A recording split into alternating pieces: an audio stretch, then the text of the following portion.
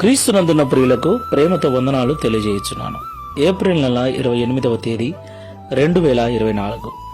ఈరోజు దేవుడు మనకు చేస్తున్న వాగ్దానం ఏమిటనగా, కీర్తనల గ్రంథము 107వ కీర్తన 13-14 చరణాలు. కష్టకాలమందు వారు యెహోవాకు మొరపెట్టిరి, ఆయన వారి ఆపదల్లో నుండి వారిని విడిపించెను. వారి కట్లను తెంపివేసి చీకటిలో నుండి మరణాంధకారములో నుండి వారిని రప్పించెను. ఆమేన్. నా ప్రియమైన సహోదరి సహోదరులారా, ఇశ్రాయేలు ప్రజలు ఐగుప్తులో అనుభవించిన బానిసత్వం ఎంతో భయంకరమైనది.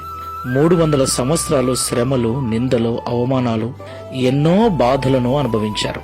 వాటన్నిటిని తట్టుకోలేక, భరించలేక దేవుడు విడిపించున్నట్లుగా దేవునికి ఎన్నో మార్లు మొరపెట్టారు.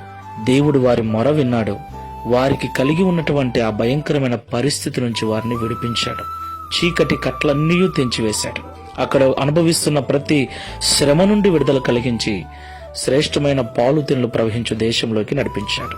దేవునికి మహిమ కలుగును గాక. ఈ మాటలు వింటున్న ప్రియ సహోదరి సహోదరుడా, దేవుణ్ణి అనుసరిస్తూ దేవుని మార్గంలో నడుస్తూ నిందలు, అవమానాలు, బాధలు భరిస్తూ ఉన్నట్లయితే బాధపడకు.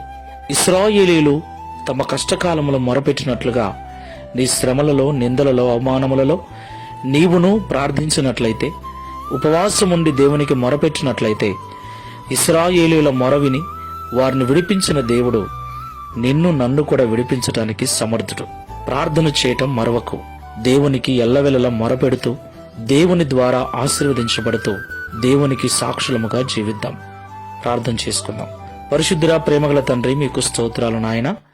ఇంతవరకు మాతో మీరు మాట్లాడిన ప్రతి మాటను బట్టి వందనాలు చెల్లిస్తున్నాం. అవును తండ్రి, 300 సంవత్సరాలు ఇశ్రాయేలు ప్రజలు భయంకరమైన శ్రమలు, నిందల, అవమానాలు భరించారు. సరిగ్గా తినటానికి తిండి లేక, కట్టుకోవటానికి బట్టలు లేక వెట్టి చాకరిని చేశారు. ఎన్నో బాధలు అనుభవించారు.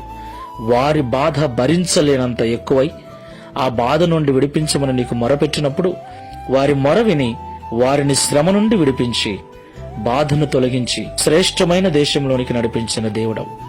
అలాగే మేము కూడా మా శ్రమలలో, మా బాధలలో నీకు మొరపెట్టినప్పుడు వారి వలె మమ్మల్ని విడిపించి సంతోషము చేత నింపుతావని మాతో మాట్లాడారు.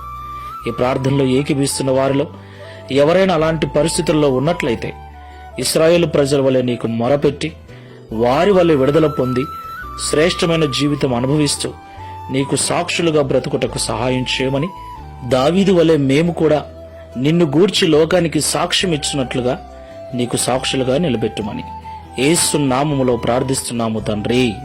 Amen. Praise the lord. God bless you.